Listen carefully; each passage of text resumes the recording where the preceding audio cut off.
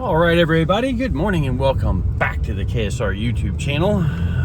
We are on the road nearing our final destination in Bristol, Tennessee for the Bristol 1000 as well as the burnout competition and all that fun stuff. And Eddie's over here holding the... Are we there yet? Tired of being on the road. Actually, yes, we are. How's that for time? I knew we were close.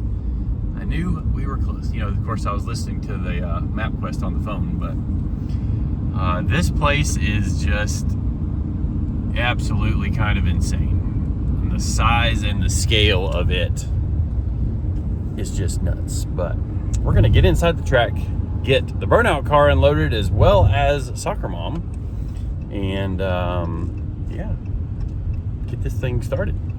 See you guys in the track.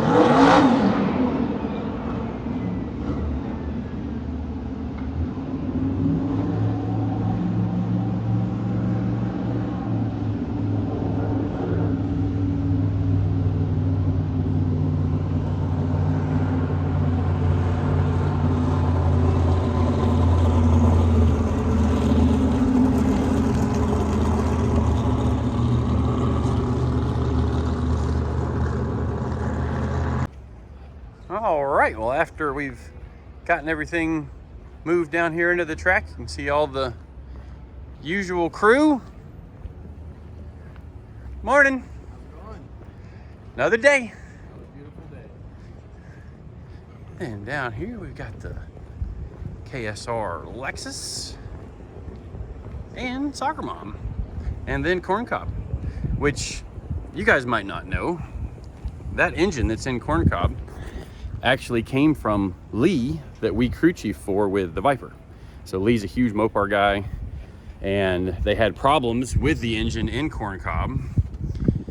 And then Garrett called me kind of in a panic trying to find an engine, and I'm like, let me check with Lee.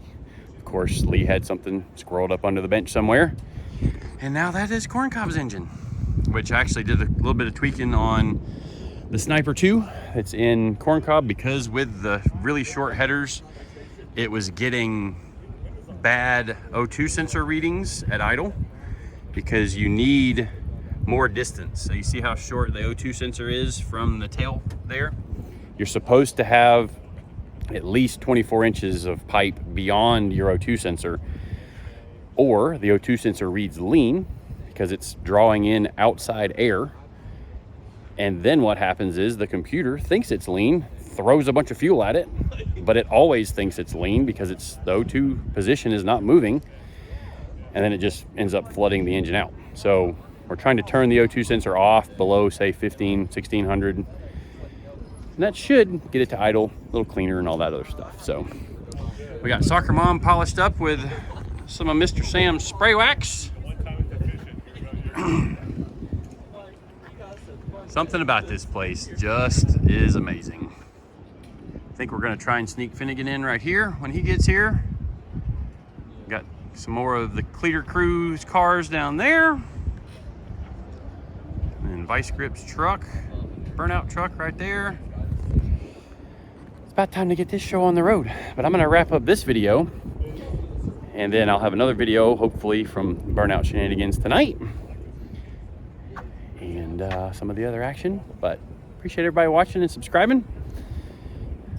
Leave me a comment, leave me a like, all that good stuff, and we'll see you in the next video. All right, well, now that we've gotten all of our stuff set up over there, which we'll show you here in a second, let's check out this massively huge burnout pad. And I mean, this is the largest burnout pad we have ever had by a long shot. Need to miss that, which that should be easy enough. Need to miss that, and that's not a good thing you want to hit. Holy smokes, that's a big burnout pad.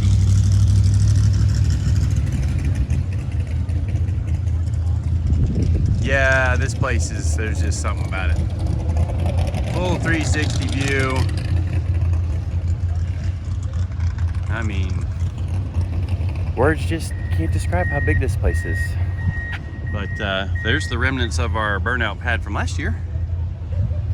And this pad so the old one went, you know, you can see it from there.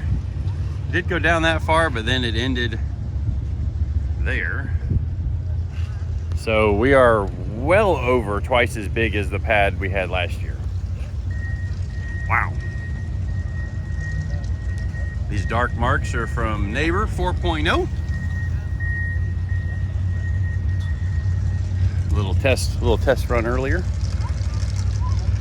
But let's go check out the booth, the merch booth down here we've got on the track. We actually have two of them. One's upstairs for everybody walking into the track, and then there's another one down here on the pit road with the cars. So if you're here, stop by, get some merch. And if you're not here and you're not coming, baldeagle.com to view the burnout contest tonight, as well as the Bristol 1000 tomorrow. Yeah. Buy it.